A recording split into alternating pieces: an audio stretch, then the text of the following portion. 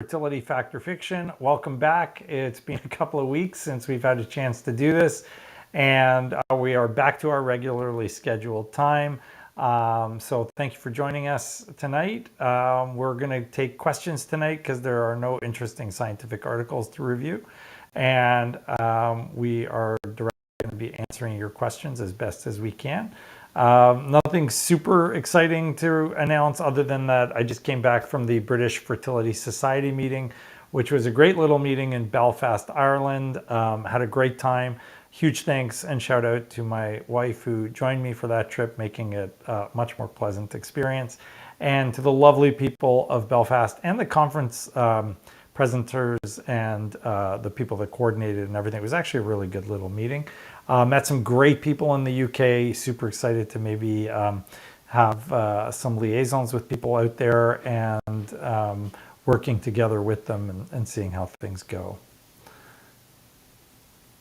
We are just manipulating TikTok, I think. Is it TikTok? So you can see it. Oh, okay. Oh, yeah. Okay, great.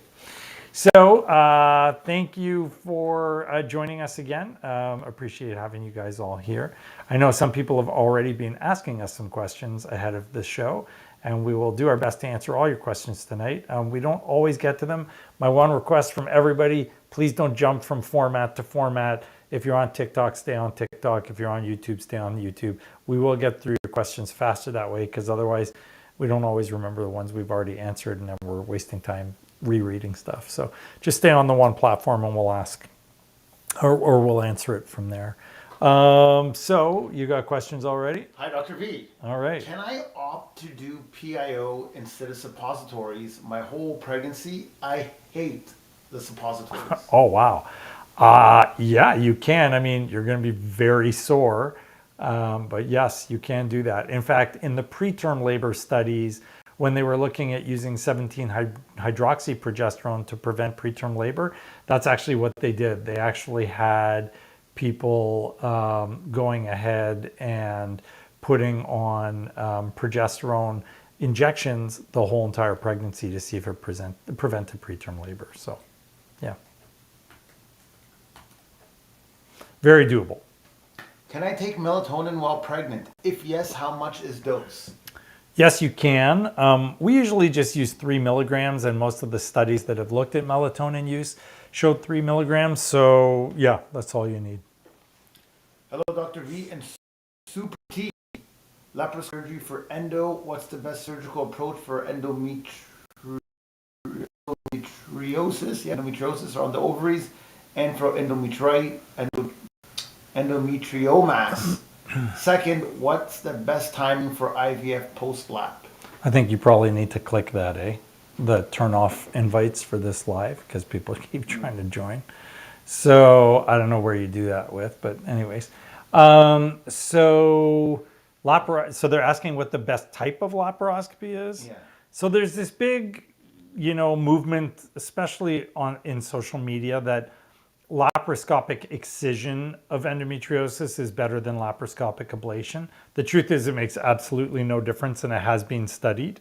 There's virtually no clinically meaningful difference between the two. There's no question that if you have deep infiltrating endometriosis, excision is better because it's going deep into the tissue, and in that circumstance you do want to remove it. But ablation is a perfectly legitimate method of removing superficial endometriosis with no difference in outcomes whatsoever. So as long as you're having it done laparoscopically, that's great. If you're talking about cysts of endometriosis, where they are actually going to remove a cyst from inside the ovary, for that you need to have very careful technique. They got to make a single cut across the surface of the ovary. They've got to very gently peel the ovary open. You got to find the space between the cyst and the ovary. And then you got to create that, pull it all apart. And then once it's all pulled apart, you can peel out the cyst. You've protected the ovary. You haven't damaged the blood supply. And that gives you the best chance of the ovary having as much ovarian reserve and function as possible after this cystectomy as you can possibly get from any technique. Excuse me. Hello, Dr. V and Super T. Super T. Laparoscopic surgery I don't for think we've had endo. a super T. Yeah. Is that the same one? Yeah. Okay. Can prednisone impact implantation in a negative way, or is it absolutely fine to include in FET? Yeah, I mean, I guess it could if you over suppress the immune system. You do need some normal immune function in order for an embryo to implant. So you don't want to over suppress, but as long as you have reasonable suppression, you're fine. So you can use a regular dose of prednisone. We use anywhere from like 10 to 25 milligrams. If you're going much higher than that, you will start having some more significant effects. Post polypectomy, Yeah. failed second natural cycle FET with Oh. a 5AB embryo. Wow. Embryo looked compacted after thaw. Embryo left. I was thinking of suggesting a lap surgery to check for endo. The doctor wanted me to proceed to a natural cycle FET without any investigation.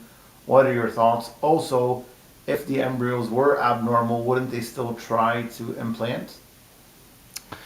Wow, there's lots to unpack there. Okay, so if you failed multiple transfers of embryos, it's always worth exploring what went wrong, what can they check, what can they do better, and so on. Surgery can be a part of that, and it can be a very valuable and important part of that. So I would definitely recommend that that's something that you discuss with your RE or getting a second opinion and see what they have to say. Certainly, if we failed 2 or 3 embryo transfers, 3 is extremely rare for us, but if we do, we would most certainly follow through with the patient and figure out what was wrong, what went wrong, what can we do better, so on and so forth. All of those things are really, really critical, and we do that. Surgery being a big part of the arsenal of tools that we have or weapons that we have to fight this battle. In terms of, should you just do another transfer? No, I wouldn't do that. I always want to get you answers. The only reason to keep going is if you're not paying for it and you don't mind all the medications you're going through. But otherwise, you really should be figuring out what's wrong and making sure each embryo gets its absolute best chance. So we would always advocate for that and making sure that you're getting the very best chance possible. I think that probably answers the question. I would definitely explore the various tests that are available. Fertility testing, they'll look at infections in your immune system.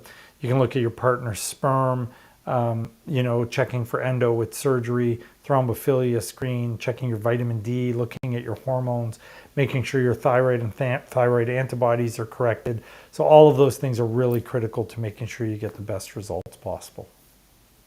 Dr. V, have you ever tasted prednisone? No. I have not tasted prednisone. Is it gross? We'll find out. I guess so. For anybody that's tasted prednisone, let us know what it tastes like. I have no idea what prednisone tastes like. Yeah, no clue. Most commonly missed causes of RPL. I've done standard workup, hormone levels, clotting factors, karyotype, HSG, ovarian reserve, and nothing. I'm not sure what to do next. Again, we use Fertility for that testing. So infection, microbiome testing of your vagina and your uterus, immune reproductive testing, or reproductive immune testing, I should say. And then your partner, you left out your partner. What's his sperm like? What's his DNA fragmentation like? Are there problems there as well? So that's what we would explore. And then, did she say she had a lap? I think she did, right? Laparoscopy? RPL, hormone levels, clotting factor, karyotype, HSG, ovarian reserve. Oh, so no That lap. does not say lap. Yeah, so laparoscopy rule out endometriosis, adhesions, pelvic inflammatory disease, hydrosalpinx, all of that stuff. So there's a lot that you did not do yet that you could do to check for things. Hi, Dr. V and T. It's the worst. It's the worst. That's what someone on TikTok just said. Worst. I had no idea that prednisone tastes so bad. I am very sorry. To all those people that I've made take it, I am sorry that you're tasting stuff that's terrible. Maybe with Nutella, it might go down. Maybe with Nutella. Yeah, you and I need to stay away from stuff that's going to get us any heavier than we currently are. Yeah. So regarding the taste, just to give you some of the feedback. Uh-huh. Bitter, horrid, Oh. terrible aftertaste, and insane nausea. That's just some of the Wow. Taking it with kefir makes it tolerable. Kefir. That's not like that yogurt thing. It's like that, yeah, it's like that sour, rotten yogurt drink stuff, isn't it? Yeah. Sour That's rotten yogurt crazy. stuff. Hi, Amanda. That makes it taste better, right? That's what they're saying. I guess so. Yeah, that's Nutella. wild. They should try Nutella. I don't know what the deal is. I would just scoop anything that tastes bad with Nutella. Yeah, that's true. Nothing tastes bad with Nutella. How could it? Everything tastes better with Nutella. You're right. You're absolutely right. That's why I'm the incredible, wonderful, amazing tea. Super tea. Yeah. Yeah. That's right. It's these moments. Yeah. Hello, Fantastic 2. Hey, Oh, hey, that's a new one. I Didn't like include that that. in the Fantastic little too. intro I Yeah, did, yeah. my doc found a uterine polyp during my pre-testing evaluation. Okay. Would you recommend having it removed before or after stims, and why? I'd recommend having it removed after. Some polyps are estrogen sensitive and they will grow in response to stimulation. So do your stim first, then remove your polyp, then do a frozen embryo transfer, because then they'll get all of the polyp at its base, hopefully. It won't grow back. Oh my gosh, you're live. I'm so happy to catch you. And thank you for your research on ERA. I see Dr. Scher and he feels the same as you. There you go. See, it's like a thing. They found you. Awesome. There you go. Someone says only the mango flavored. Vanessa Martin. There's mango flavored prednisone. I hope they're talking about prednisone. Or Nutella. There's no mango No, flavored of course not. Nutella. It's only original. Yeah, that's wild. So even on YouTube and Facebook, you cause quite a stir? A stir. Oh yeah, it's horrible. It's gross. Worst medication ever. Some people say mix it with honey, or maple syrup, Or Tarek's Nutella Yeah, idea. I think that's the best way to do it. Yeah. You ever been to Chicago and seen the Nutella Cafe? No. It's like a mile-long lineup to get into the cafe. Really? Just to have Nutella. I mean, I can have that at home. Why would I line up for a mile? I don't understand Fresh that. squeezed hazelnut. Yeah. It's crazy. Dr. VNT, Yeah. I'm beginning a MDL flare with your clinic in February. Okay. Yay. I am 41 with DOR. Okay. I had a message that I will be starting with letrozole. Yep. Which is better, Clomid or letrozole?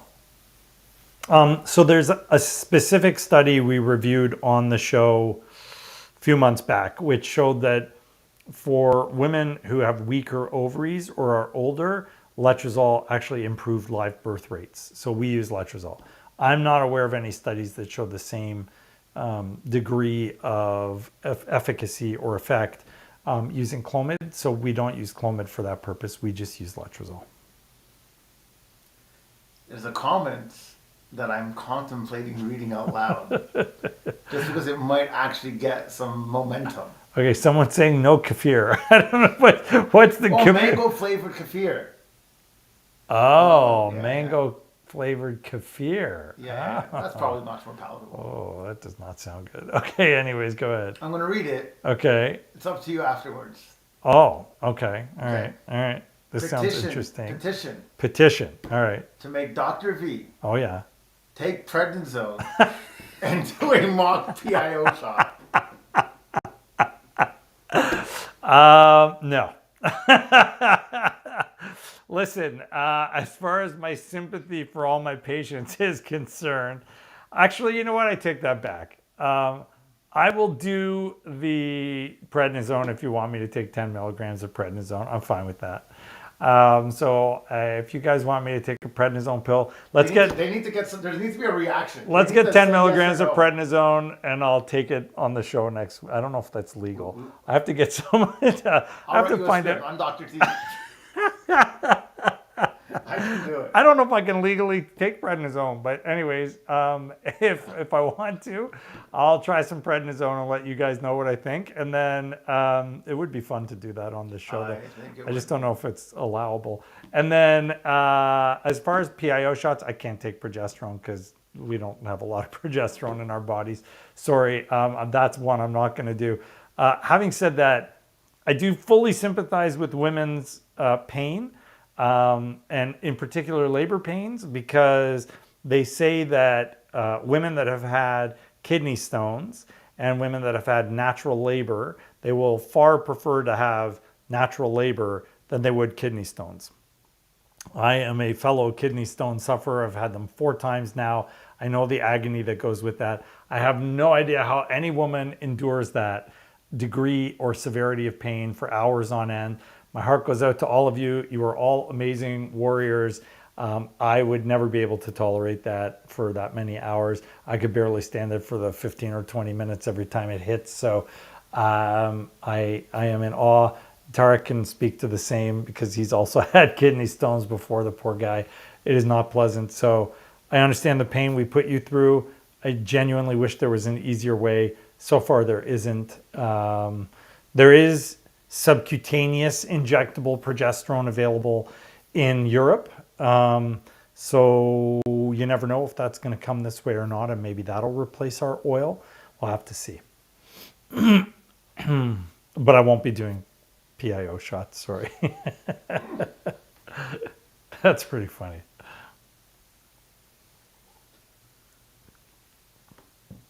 Tuesdays aren't the same without you. Aw, In thank what you. situation would you be okay with transferring more than one embryo? That's a great question. So when are we willing to do more than one embryo transfer? So if your age is like over 36, 37, and you have untested embryos, it's probably reasonable to do 2. In Ontario, if we're doing government funding, the cutoff is 38, then we can transfer 2 for day 5 embryos. If you're over 40, even with tested embryos, I think it's reasonable because the embryos don't work as well. And at that stage, even if you decide you want to have 2 kids, it's probably reasonable. I don't encourage it, but it's reasonable to at least have the discussion. We still always want 1. Otherwise, if you've had a history of multiple recurrent failures, it's also reasonable to try 2. So, you know, even the Ontario government recognizes that. They say under 38, it's 1 at a time for 3 times in a row. And then if you still haven't gotten pregnant, you can start doing 2 in a row. So it's reasonable to be reasonable, right? So it's okay to try more than 1 if you failed a bunch of times. But as a general rule, and with the techniques we use and are coming more and more into play, the more sophisticated we get, the more our success rates are going higher and higher. So the higher the risk you're going to actually end up with twins. And while everybody thinks it's cute and it's once and it's over, it's got a huge amount of risk. Maternal risks, fetal risks, and then social risks, because there's an 80% divorce rate. So it's not an easy thing to go through, for sure. Hello, Fantastic 2. My doc found a uterine polyp during my pre-testing evaluation. Is that the same one they asked before, or is No. that a different one? Recommend removing? Yeah. Yeah, okay. If you got a polyp, I would remove it for sure. I think that's the same one she asked before, right? Yeah. Hi, Dr. So, you go have ahead. something? Okay. Yep. Hi, Dr. V. What does a T cell imbalance mean, and how does that impact implantation? So some women have T cell imbalances where their T helper 1 to T helper 2 ratio is off. And I can't honestly tell you anybody knows the specifics of exactly how it alters or interferes with implantation. But there are lots of studies that show that if the ratio is off, you have a harder time implanting. So those are the patients that we use tacrolimus or sirolimus for to quell that imbalance, and then they tend to have a much easier time getting pregnant. And there are studies, a lot of studies actually, on tacrolimus and sirolimus showing a significant benefit. So I'm a believer we do use it in those patients, and it seems to work quite well. Can I take magnesium, CoQ10, and NAC while 10 weeks pregnant? If yes, what would be the right dose? Magnesium is 2 to 4 grams, so that's fine. NAC is usually anywhere from 1,000 to 1,500, and CoQ10 is 600. They're all safe while you're pregnant. Hi, Dr. VNT. I have homozygous MTHFR mutation, Yep. and we like to try naturally before starting with an IVF again. Okay. Would you still recommend blood thinners, and is there anything else to consider? Methylfolinic acid, so 5-MTHF. Instead of folic acid, and then aspirin and heparin. That's what we would always use for those patients. Hi guys, I've missed you all. I have thin lining issues. Sure. Currently doing a modified natural with letrozole. Would it be okay to add esterase a couple days before trigger? Yep. If so, how long do I stay on it? I would definitely add it only if you need it. So if it's obvious that it's necessary for you, I would do it. If it wasn't necessary, don't. And then how long do you stay on it? I'd stay on it straight through to you at least see a heartbeat, maybe even longer. We don't alter stuff in our practice till 12 weeks. So I like just making sure everything is uniform, stable, the baby's comfortable, the pregnancy's totally established. So that's what we would do. I react very badly to metformin. Oh. Stooling and very bitter mouth taste. I have PCOS and high sugar level. Any alternative to metformin? There's Glumetza, which is the long-acting form of metformin, which is really good. Your alternatives are natural supplements, so inositol, NAC, coenzyme Q10, and resveratrol. They're not nearly as good, but they do help a little bit in sensitizing you to your insulin levels. The mainstay in that situation would be huge weight loss, daily exercise, eating 6 meals a day. What is the best egg retrieval protocol for low AMH of 4.1 picomoles with having one ovary? Does mini IVF work better in such cases? So with your AMH that low, the problem you're going to experience is that no matter what they do, you're only going to make 4 or 5 eggs. So whether I give you 600 units of medication or I give you 300 units of medication, you're still only going to make 4 or 5 eggs. So there's no value to taking huge doses. Now, is it better to take 150 versus 300? No. The more eggs you get, the better.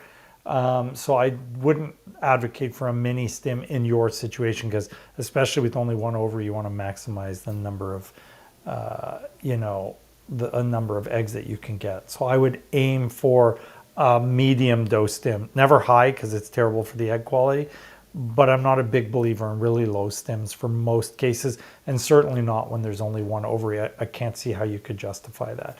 As far as the specific protocol, everybody's different. We would advocate for some priming like DHEA and testosterone, depending on whether or not you've done previous cycles and what the outcomes were. Human growth hormone is not unreasonable. You may want to consider, like I said, a medium dose stim. We use a microdose flare and we use letrozole along with it. Double trigger, that would be our approach to things like that. Never go more than 12 days. 11 is ideally the maximum. 12 if you absolutely have to. Is prenatal gummies sufficient to take before and during pregnancy? I've had a hard time holding down drugs, hence after asking for mouth and stomach friendly alternatives. Yeah, you can take prenatal gummies. I mean, there's nothing wrong with the prenatal gummies. They don't have as much of each of the vitamins and minerals that you need compared to something like Pregvite Folic 5 or NFH prenatal SAP.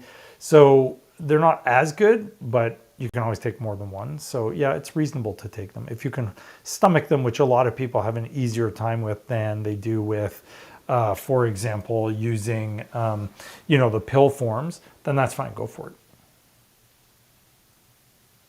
Hello, Dr. V&T.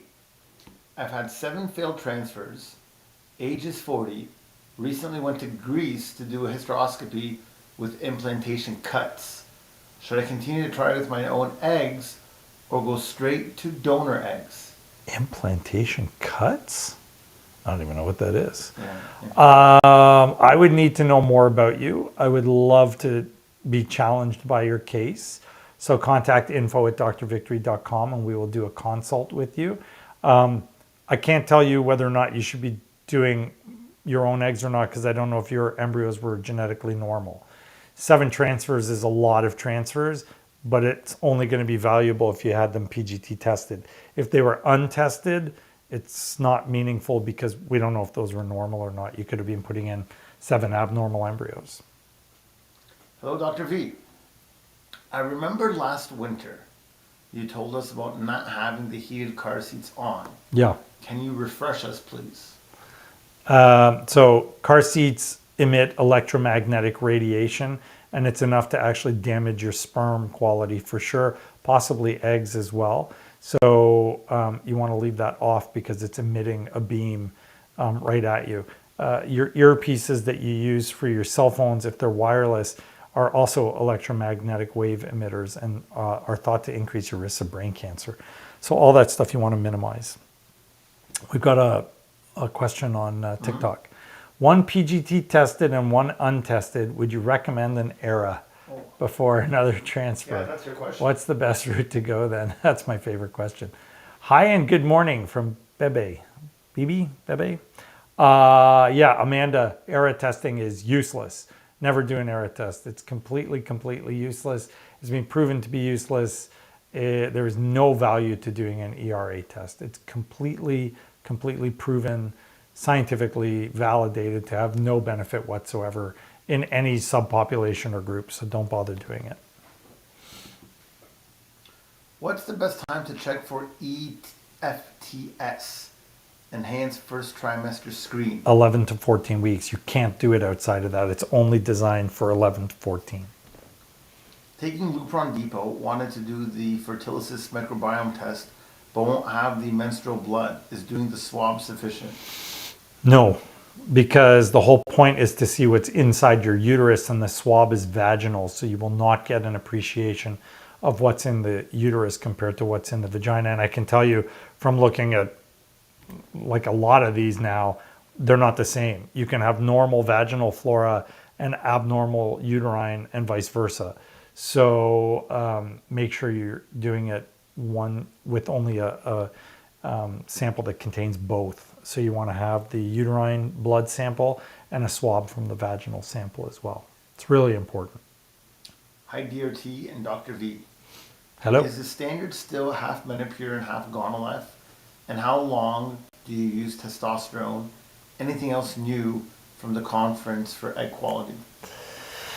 Nothing for egg quality other than that your diet is quite important, they were saying. More so for sperm, actually, than for egg quality, but also for eggs.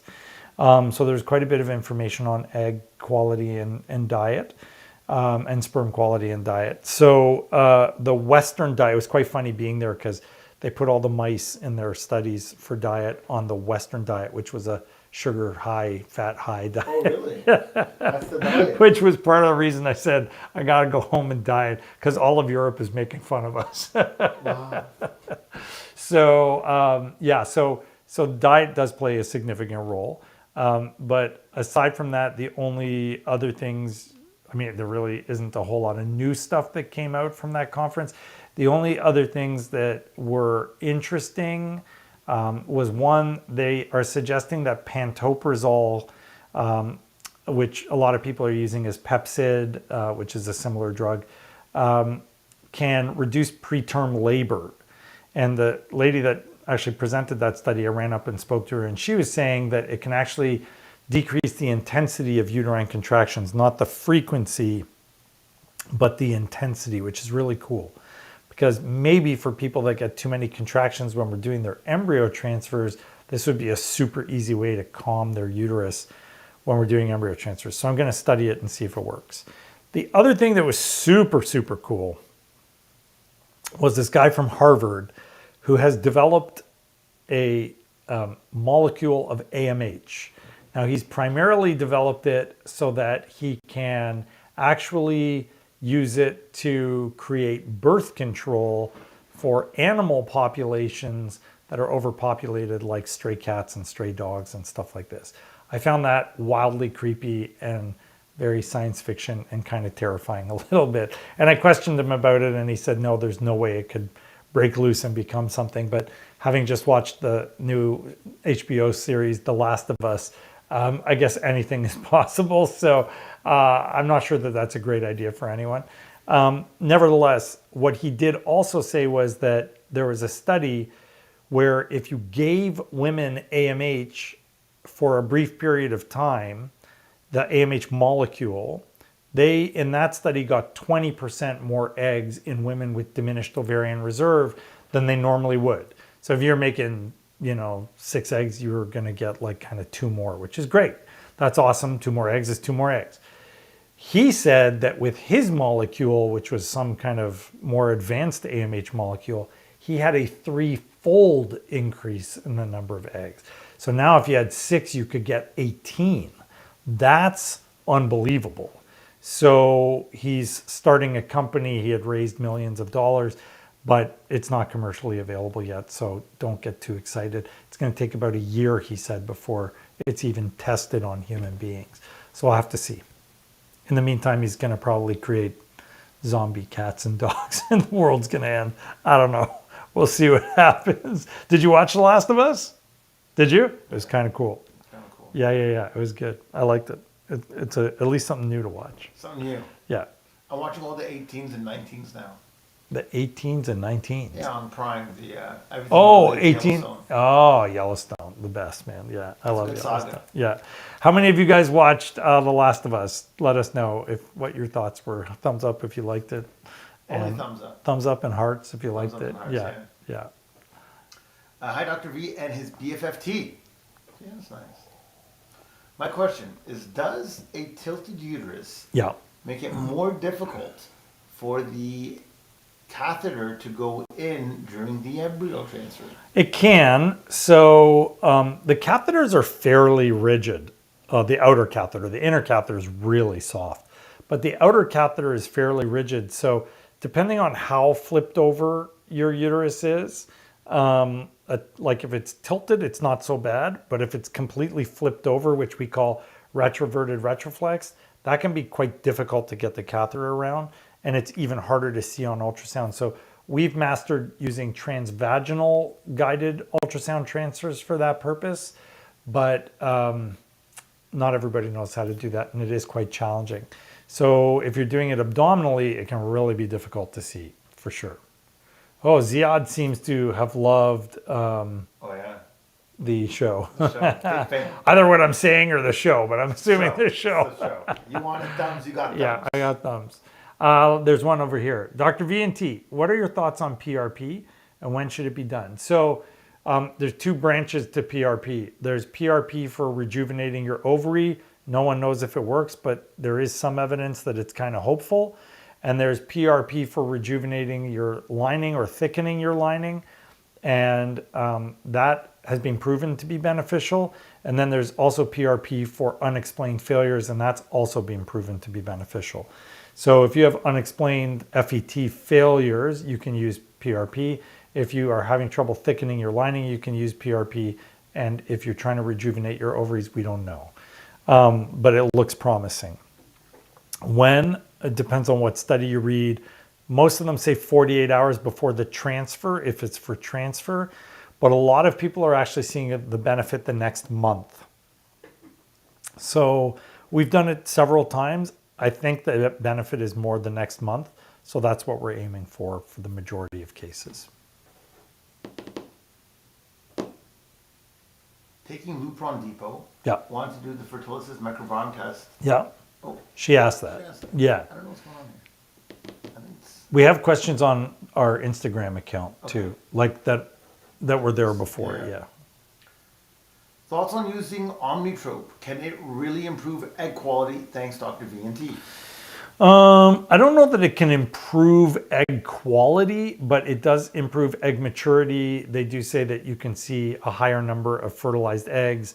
You can see more embryos that turn into blastocysts. The live birth data is unclear. No one's sure, but it may be beneficial overall. We do use it. I don't know if I'm 100% convinced it works, but it might. And we do use it for patients, especially if I'm suspicious that they're going to have a low egg yield or that they previously had not enough mature eggs, then it has been shown to be beneficial for that. Taking Lupron Depot. Oh, thanks on... Oh. That patient keeps asking the same question over and over again. You need fertility from your uterine and your vaginal. So if you're watching again, make sure you have a period, even though you're on the Lupron Depot. You can't have a period while on Lupron Depot. You basically need to take the birth control pill. I've had sonos and biopsy, and every time the doctor has to do a lot of maneuvering to stick the catheter in. I've been told to always have a full bladder and to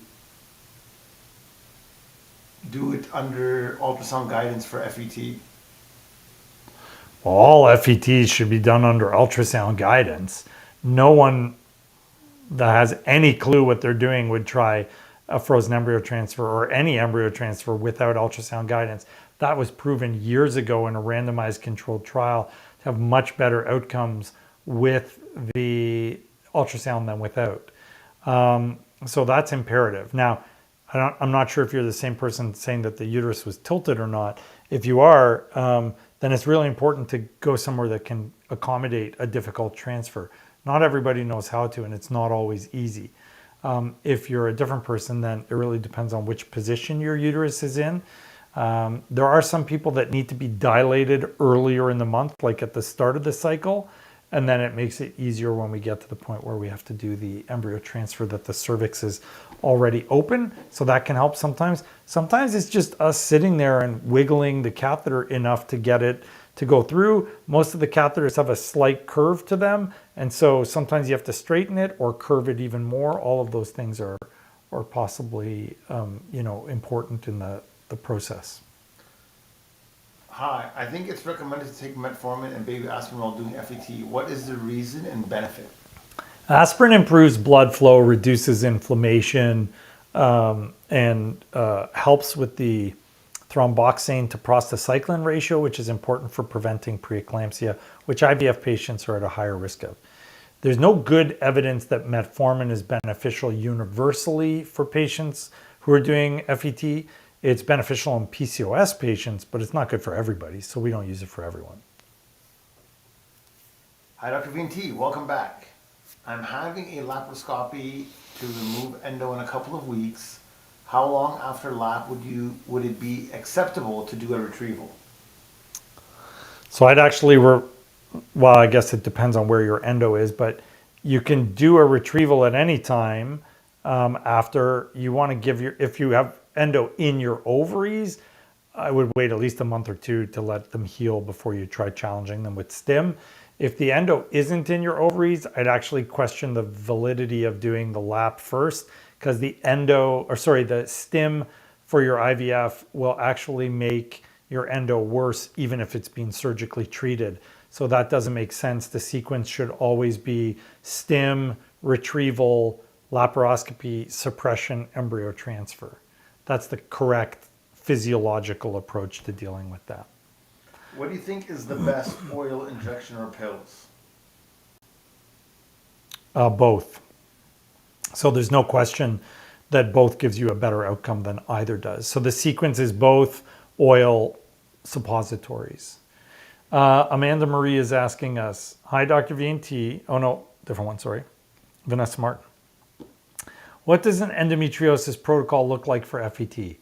Okay, so Lupron on cycle day 21, wait till day 3, letrozole for 5 days, antibiotics, probiotics, NAC, coenzyme Q10, resveratrol, and curcumin.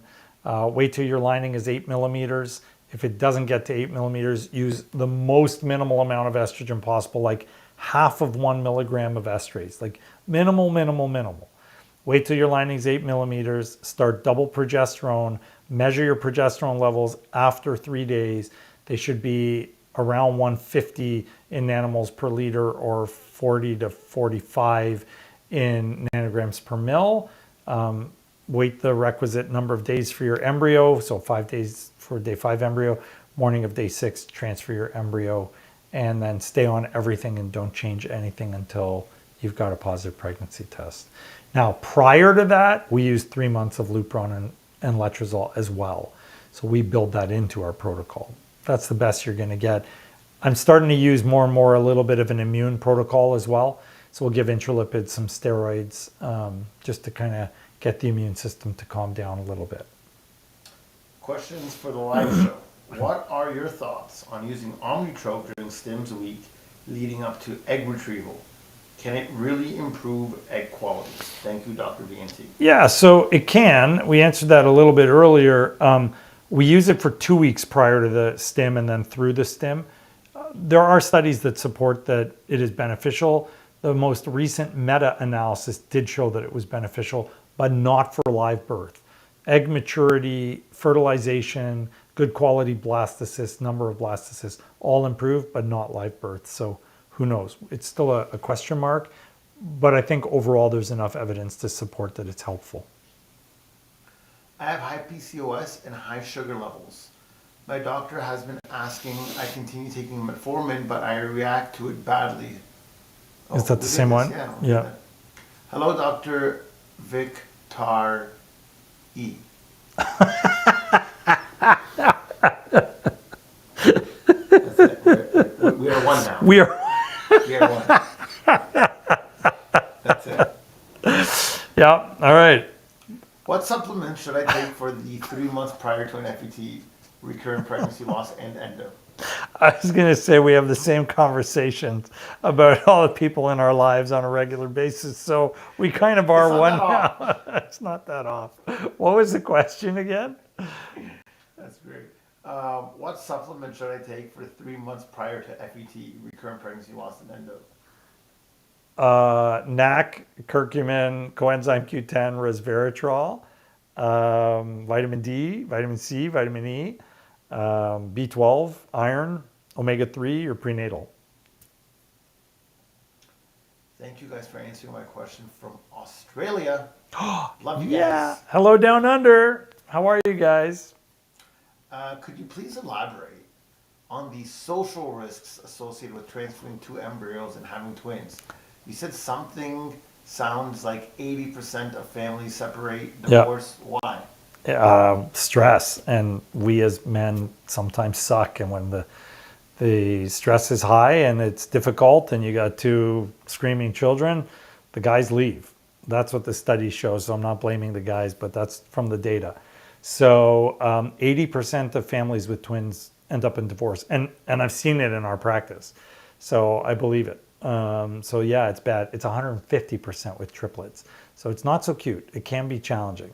So I know people that have twins, some near and dear to me, who have great families, but they have something that is holding them together that goes beyond just the conventional stuff. So whether it's religious beliefs or very strong family ties, or they kind of grew up together, they got married very young and they know how to make it through or whatever, there are some ways to navigate, and that's why it's only 80% and not 100%. But there is a lot of people that end up with divorce after they've had twins. So we never intentionally aim for twins. Listen, I get a request for it literally several times a week, but I never try for twins. If it happens, it happens. But do I aim for it? Never. Yeah. What do you think about luteal-phase retrieval stims, not dual stim? Yeah, we do it all the time. So we do a follicular for our patients that want to do duostim, and then we separate the luteal and do a luteal later. We have a triple stim package where I tell the patients, you choose which one, like which block you want. You want 3 luteal? We'll do 3 luteal. You want a duostim with 2 luteal? We'll do 2 luteal, 2 follicular. To me, it doesn't make a difference. In Europe, there was a whole bunch of talk about the duostim. And there was a very good talk presented by the original guy that presented the kind of key paper in fertility and sterility about 2 or 3 years ago that we reviewed on our show, showing that duostim was beneficial. And he reviewed all of his data and he was like, this is ironclad. Everybody should be doing duostim. It's awesome. So I asked him if he had started splitting the cycles like we do, because you actually get more eggs doing it our way. And he said he had not, but everybody was really interested by what I said. And so I think we've made a bit of hopefully a change there where people are going to try that, because you actually get more eggs by splitting the cycle and starting in a subsequent cycle. It was interesting because I was saying, what do you do when you don't see a lot of follicles at the start? And they said, oh, we just expect them to show up. Well, it'll take weeks of stim for eggs to just show up. So that doesn't make any sense. You get a much more robust response if you don't retrieve the eggs in the follicular phase and you just start your stim in the luteal. We get way more eggs that way. I love the answer. They'll just show up. It was kind of crazy. Yeah, I didn't understand that one at all. One. Yeah. That's on a podium. I like it. I like it. Hello, Dr. VNT. That's us. That's it. Yeah. That's just a hello. Oh, that was it. That's All it. right, Yeah, cool. I'm just super excited to be here. All right, excellent. I like that. I'm 28 weeks, Yeah. and the left side of my left breast has felt tender to the touch for 2 days. Okay. No lumps. Any concern? I mean, usually pain is not a sign of anything other than a blocked duct, but we always want to be very, very cautious. So make sure you see your physician and talk to them about it. Hot compress can sometimes help, but you want to make sure there's no infection. You want to make sure your ducts aren't blocked. So there are ways to go about looking at it. I had to do 20 days of stims during my luteal phase because my RE was waiting for follicles to show up. Oh, Yeah, that's not a good idea. 20 days of stims, your eggs are going to be terrible. And you spent an unholy amount of money on that. Not as many people out there are doing Duostim, so people don't have the same experience we do. But I can tell you from doing it for quite some time now that it's much better when you split it up. I'm 42, going to my 5th retrieval. I have 2 euploid and 1 mosaic. I'm assuming that 3 normal euploid is just better odds than 2. Any studies that you are familiar with? Should I really try to get 3? Richard Scott has a paper from his group demonstrating that 3 euploid embryos gave you a 95.2% chance of a live birth with absolutely 0 additional therapies. No PRP, Neupogen, steroids, intralipids, all the fancy stuff we do. They didn't do any of it. They just kept putting in euploid embryos. 95.2% of patients got pregnant with 3 euploid. So that's why they're telling you to go for 3. Does Decapeptyl function the same as Lupron in a flare program? Yes, it does. Yeah, and we don't have anything else these days, so that's what we have to use. I'm switching clinics to yours, and my previous clinic only uses 40 units a day of HGH. My nurse from your clinic said I need 2.8 milligrams a day. 40 units? Yeah. That's a mega dose. We use like 8. Yeah, and a total of 8 vials. Just wondering because it's expensive. Yeah, we only use 8 units, 6 to 8 units of HGH, not 40. That's insane. Like that's a mega dose of HGH. Definitely don't do that. Yeah. That's crazy.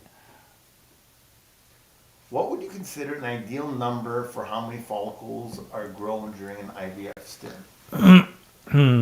Studies have shown anywhere from 12 to 15 is the quote unquote ideal number. But there are lots of studies coming out now that show that the more eggs you get, the higher the chance you're going to end up getting pregnant. So the data is kind of confusing. If you actually do a stim where you get 50 eggs out of someone like we do with egg donors, sometimes the egg quality is not that great.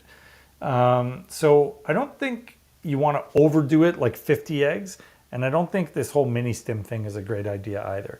So I like the idea of 12 to 15 for the average patient, but that's someone who's 35 and under. If you're 40, like 12 eggs may not be enough. You get 12 and there's this law of attrition. You know what? We got to do a short called the fertility attrition. Or the law of attrition, the fertility law of attrition. So there's this attrition rate, right? Let's say you get 12 eggs. Maybe your center is not the best in the world at ICSI. They can fertilize, 70% of them, which is like average. So let's say they only fertilize 70%. So now you've got 9, okay, roughly speaking. So you've got 9 fertilized eggs. From those, maybe they don't have the best technology or the best lab director or whatever. So you're going to get 50% blastocysts if you're lucky. And again, that's average. So now you've got 4 or 5 blastocysts left, right? From your 4 or 5 blastocysts at age 40, you may have no normal embryos. So all of a sudden, 12 to 15 is not such a great number. So it's age dependent. There is no specific ideal for everyone. Anything new from the conference about unexplained infertility? No, actually, there was not anything new about unexplained infertility. Yeah. And for people trying to join us live on the show on TikTok, we don't actually take people live on the show, sorry. Any ideas to thicken lining? I do all the old wives' tales, pomegranate juice, Brazilian nuts, etc. I have also tried PRP washes and Neupogen washes, but continue to have issues in this area. Any advice? Well, you've done most of what we would try. I mean, I would offer doing hysteroscopy. I would want to check the lining of your uterus to see if you had any infections that are preventing it from thickening. Pentoxifylline, vaginal Viagra, vaginal estrogen, or transdermal estrogen. Try different estrogen formulations. Vitamin C, D, and E, baby aspirin. That's pretty much everything you can do. Thank you for answering my question.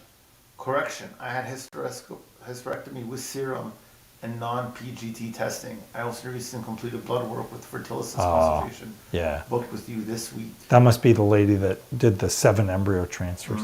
Yeah. So listen, if you did 7 embryo transfers of untested embryos, that doesn't mean that you shouldn't try on your own again, because we don't know if your embryos were normal or not.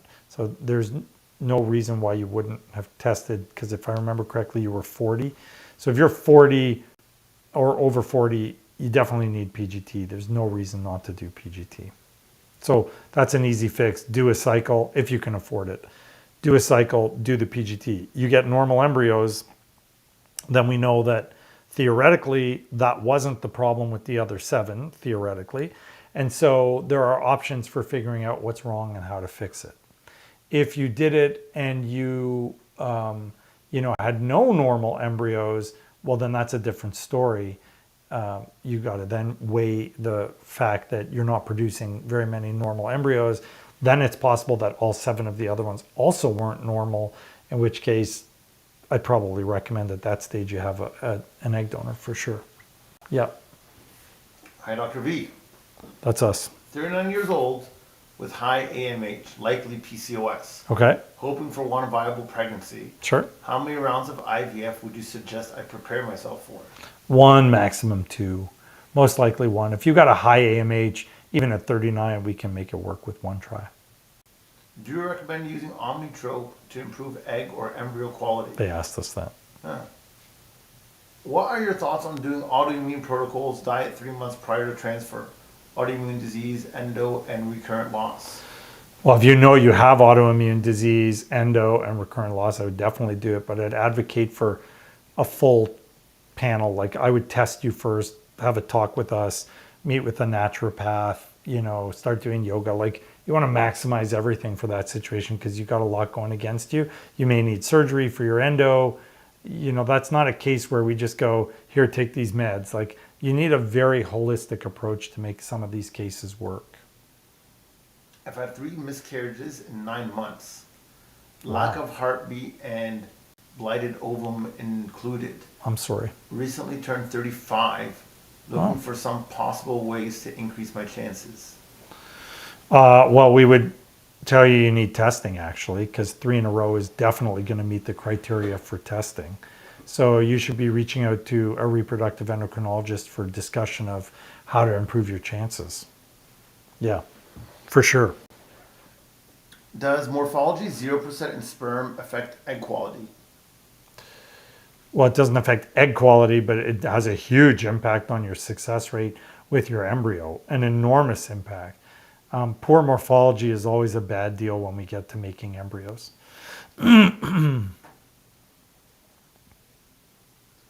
What's an ideal number of follicles from a stim cycle?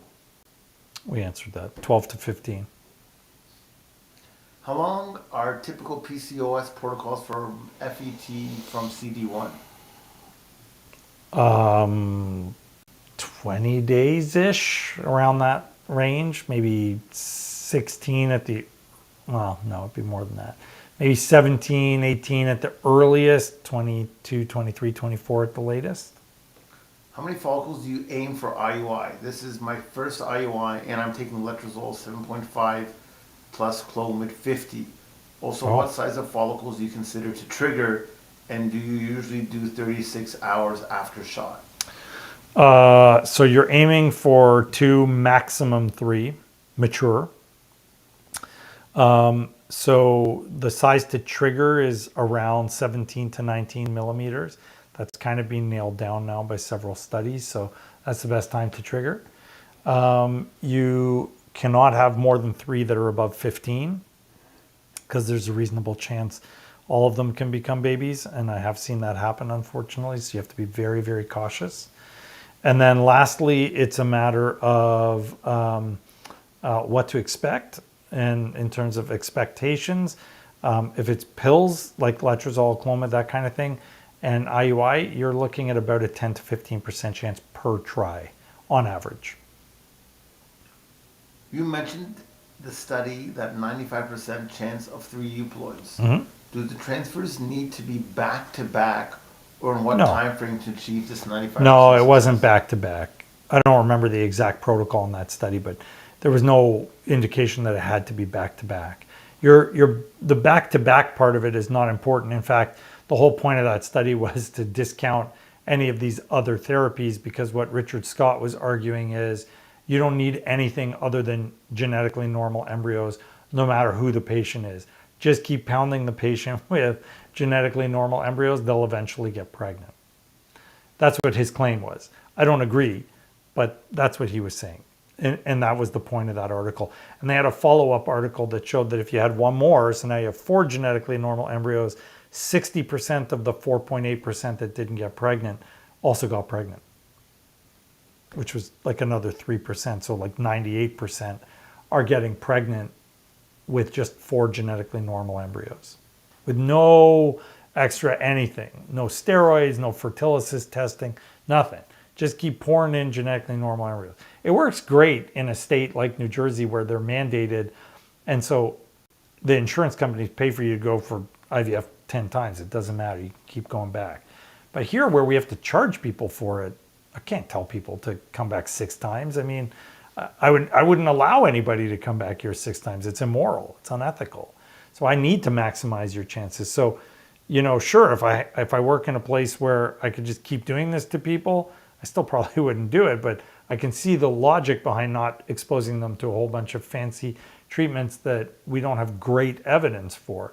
But when you're paying for it out of pocket, I have to maximize your chances because I don't want you to pay more than once. That's the way we look at it anyways. I was told from another OB that progesterone has never been proven to help with pregnancies, but could be more of a placebo effect. Do you agree? Progesterone for luteal support of embryo transfer is categorically proven. There are so many studies on that, it's absurd. Progesterone for the prevention of preterm labor has also been shown. Progesterone for prevention of miscarriage has actually been proven not to help, but in my opinion, none of the studies have been done properly because they're all waiting till after you're already an established pregnancy to start the progesterone, and by that point it's too late. And they're not controlling for all of the risk factors. So we start the progesterone the day after you've made the baby. So you have your LH surge tonight, you're having sex tomorrow, the day after you need to start your progesterone. So we're starting it early, and I think in that circumstance it does reduce miscarriages. No studies ever looked at that.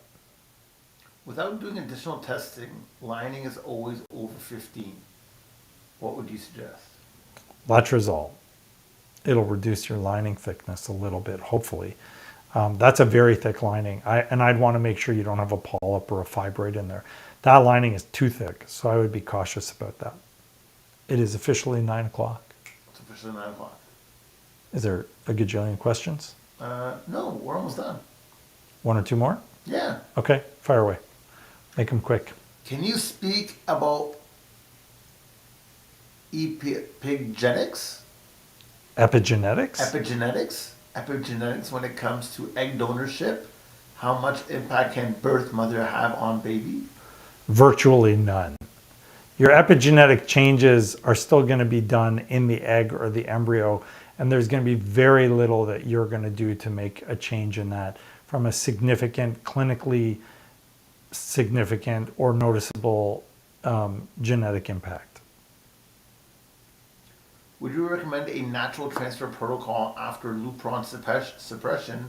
And what do you think about day 7 embryos?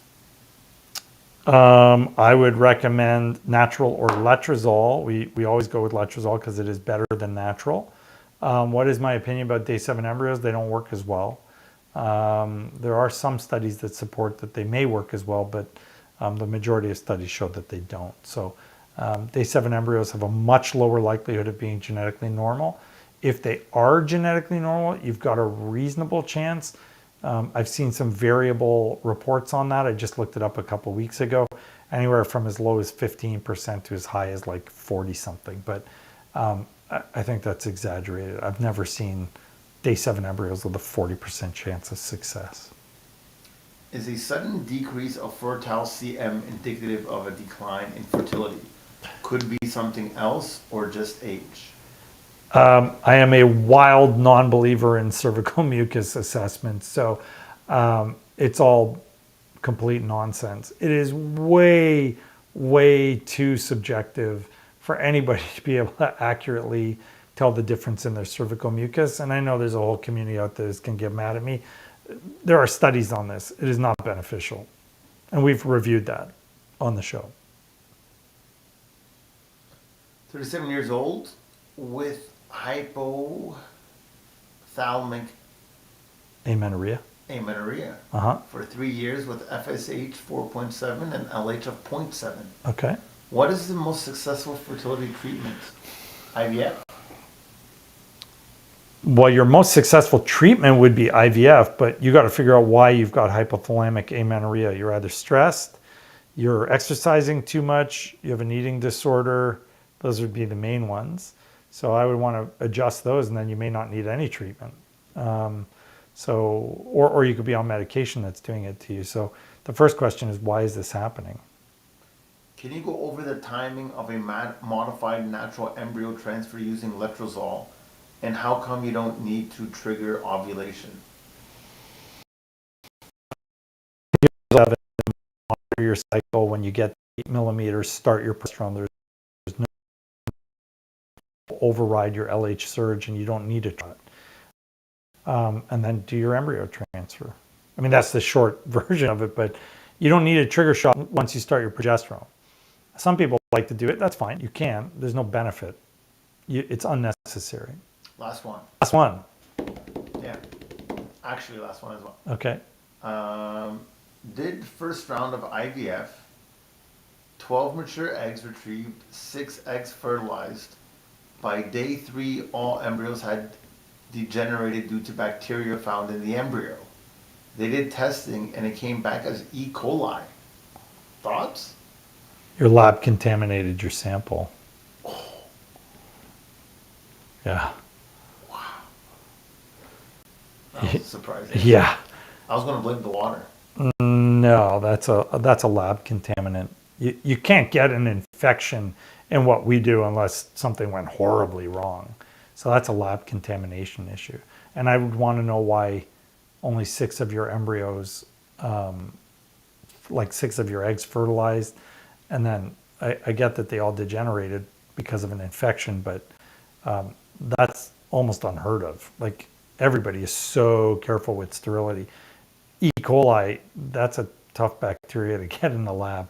Never even heard of that before, but that's a lab contamination. There's no question. Yeah.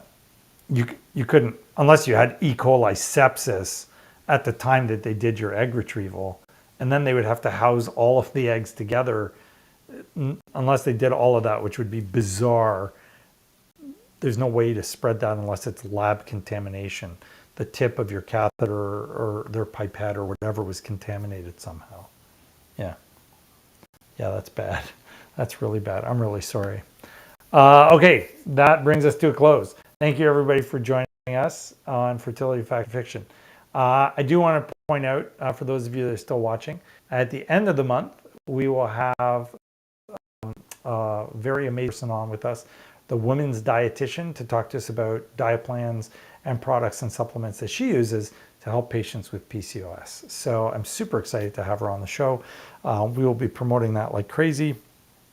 And I hope you'll all join us that night, because you'll get to ask her questions live too. and she doesn't do too many lives. So I was really happy to pull off that coup. Have a great night, guys. We will see you again next week on Fertility Fact or Fiction. We are back to Tuesdays now, so we'll see you next Tuesday. Have a great night and stay safe, and may all your journeys be fertile.